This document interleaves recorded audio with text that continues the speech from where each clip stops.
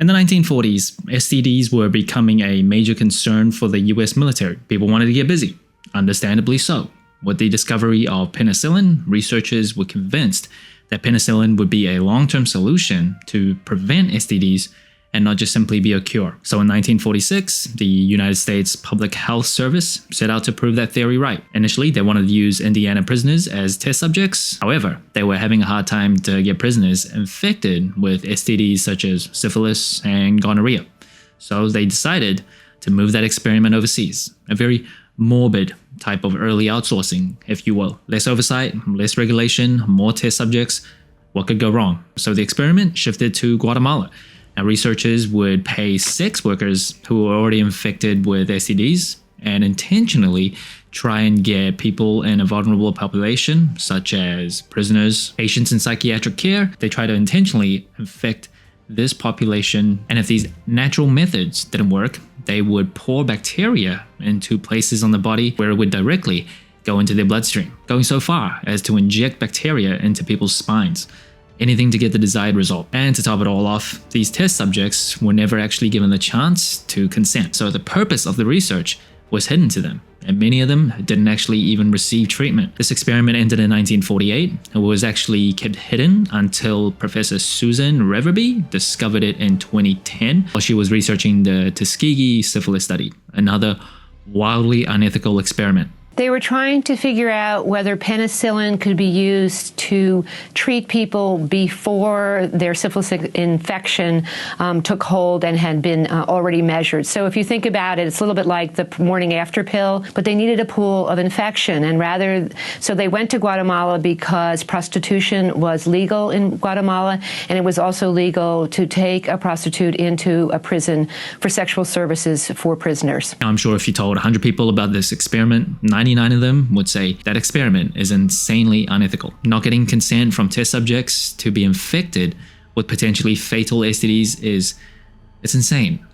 But there's always that one person who's going to argue, well, the potential cure is worth the pain and the tragedy. Part of scientific breakthroughs is loss of life. He or she will argue, as the rest of the world labels them as a mad scientist. And in the vast world that is the Marvel lore, of course, many times fiction tends to mirror reality. And if it doesn't mirror reality, it at least smells a little too familiar to the real world. Born in Victorian-era London, England, to Admiral Erasmus Essex and Mary Essex, Nathaniel Essex has always been gifted, attending the esteemed University of Oxford and becoming one of the most well-known biologists in the world, a contemporary of real-life figure Charles Darwin, the man, of course, who would change the world through his theory of evolution, and perhaps the most famous and influential biologist ever. Darwin published his book titled On the Origin of Species, and he became a celebrity way beyond the scientific community.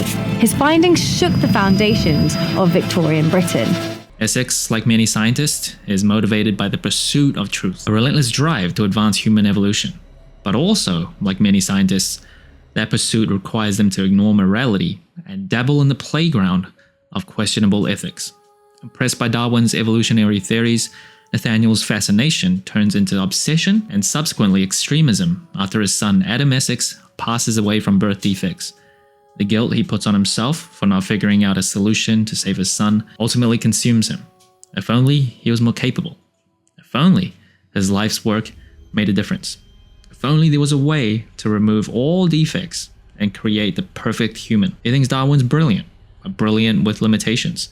In his own words, shackled by too many moral constraints. One of Nathaniel Essex's discoveries is that some humans are born with abnormal genetics, which gives them abnormal powers, something he dubbed Essex factors, which we now know, of course, as the X gene. While announcing his findings at the Royal Society meeting in London, Essex unveils a cadaver that he had pieced together from human and animal remains, completely unaware of the potential backlash he could receive. Justifiably terrified by his questionable scientific pursuit, the Royal Society banishes Essex, and he's ousted from the scientific community. Banishment from a group so essential to your identity can often result in an extreme person taking that extra step towards full-blown insanity. Banishment doesn't stop Essex, though. He doesn't need his peers. What he needs are test subjects. Every mad scientist needs test subjects. In a normal experiment, test subjects are recruited and participate at will, they sign waivers, but Nathaniel Essex prefers science his way.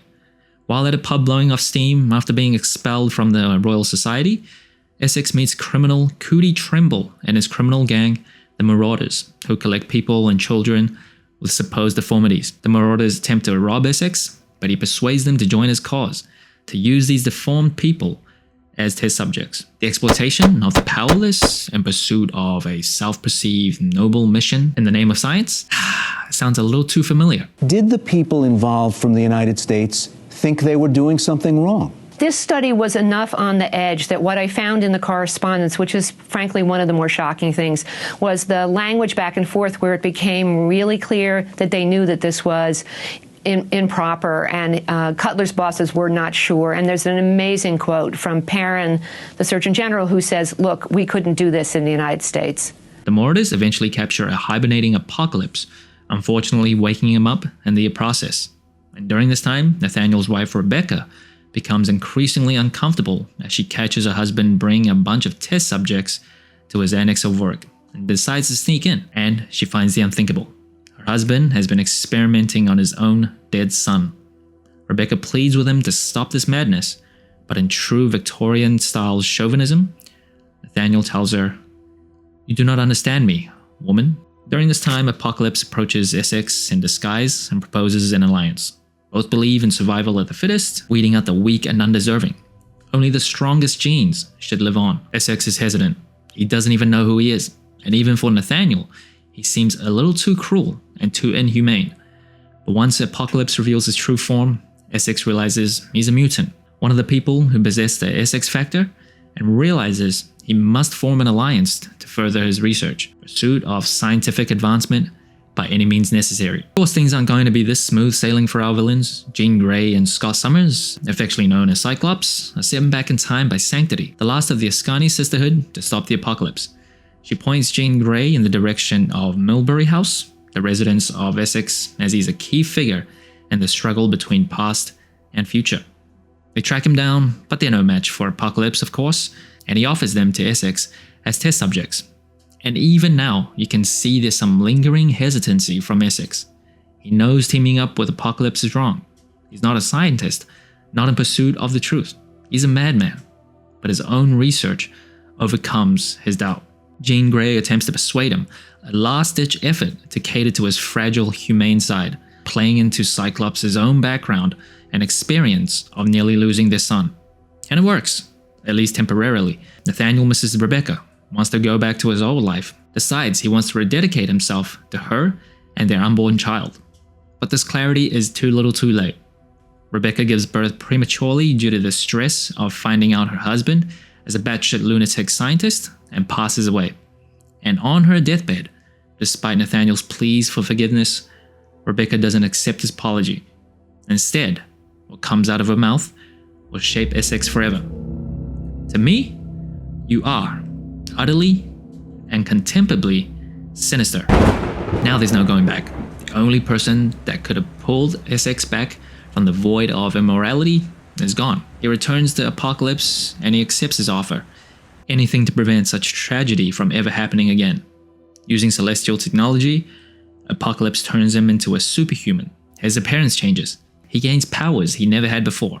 And under Apocalypse's insistence that he ditch his old life, he chooses a new identity, a new name. The name Sinister, a kind of sick and twisted tribute to his late wife. Apocalypse demands Sinister create a plague to wipe out a swath of humanity as only the strong will survive. But Essex refuses. He doesn't want his life's work to be put at risk and argues cruelty without a defined purpose is the enemy of science. Surprisingly, Apocalypse appreciates Sinister's defiance and returns to hibernation, promising when he returns, he and Sinister will control the world. In 1882, Sinister observes Charles Darwin's public funeral in celebration of his life. The irony of Darwin, once being ridiculed for his ideas, now celebrated as a hero and pioneer, a path Sinister believes he will follow. Mr. Sinister was first mentioned by Sabretooth as the man behind the team of assassins, the Marauders, in Uncanny X-Men 212 of December 1986, and we first saw his silhouette in Uncanny X-Men 213, and his first actual appearance was in Uncanny X-Men 221 in September 1987, drawn by Mark Silvestri. Originally created by the legendary writer Chris Claremont, his version of the villain was a little different than what we now know him to be. Shortly after Claremont passed away, Marvel published some backup stories in classic X-Men 41 and 42 of December 1989. And the origin story would have Sinister being raised in the same orphanage as Cyclops, a young boy named Nate who is unusually attached to Cyclops. And he would create agents, specifically Sinister, to be his villain form because no one would take an 11-year-old boy seriously. Apparently Claremont wanted there to be another agent who would eventually become Gambit, but Claremont left X-Men before a proper origin story was fleshed out. And it wasn't until 1996 in the limited series Further Adventures of Cyclops and Phoenix where Sinister's origin was explained in detail, and that was the basis of this video. But because this is comic book history, his origin story was somewhat altered, though the foundation remains the same. Now, huge spoiler alert, so if you don't want to know more, definitely end the video here or skip to the end. But during the recent Krakoa era in Immortal X-Men, it's revealed that the Sinister we've known for decades isn't actually Nathaniel Essex. The human Essex actually died in 1895. Prior to his death, he created 4 clones of himself, with each being identifiable by a plain card suit on their forehead. The one we've known is the one with the diamond on his forehead, and because he wasn't technically a mutant, as he was born without an X gene, he had to inject an X gene into his own DNA to be accepted to mutant-only Krakoa. Throughout Sinister's publication history, he's held a multitude of powers, some attributed to the celestial technology that transformed him. He can control the entire molecular structure of his body, he can heal, he can shapeshift, he has telepathy, but most importantly, his greatest power is his mind. His cloning ability means he's created so many versions of himself that Sinister is more of a concept than just a person. And of course, there is a much deeper history and stories and different runs for the character Mister Sinister.